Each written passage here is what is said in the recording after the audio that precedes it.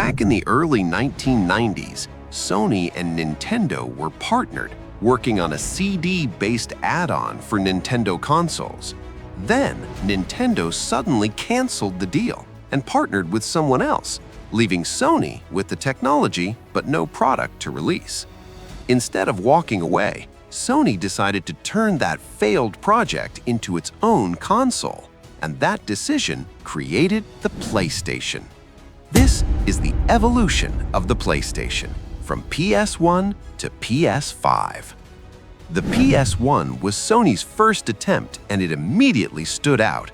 It was introduced in 1994 using CDs instead of cartridges, which meant bigger and cheaper games, and it helped push 3D gaming into the mainstream. Games like Resident Evil, Final Fantasy VII, and Metal Gear Solid defined this era. But early 3D graphics didn't age well. The original controller lacked analog sticks, and many games feel outdated today. Then, in 2000, came the PS2, which took things further and became a global hit. It doubled as a DVD player, which made it more valuable than just a gaming console, and it ended up becoming the best-selling console ever. Games like GTA San Andreas, God of War, and Shadow of the Colossus made it legendary. However, the graphical improvement over the PS1 wasn't as dramatic as many expected, and the hardware started showing limits later on.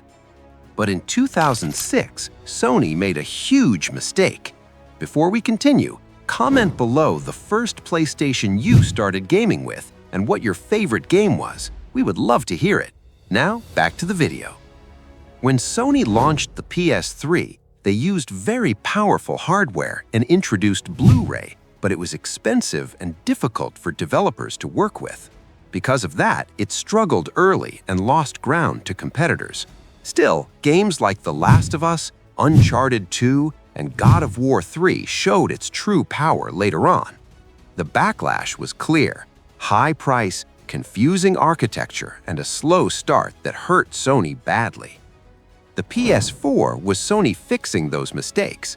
Released in 2013, it was easier to develop for, focused more on games and performance, and delivered strong exclusives that brought players back.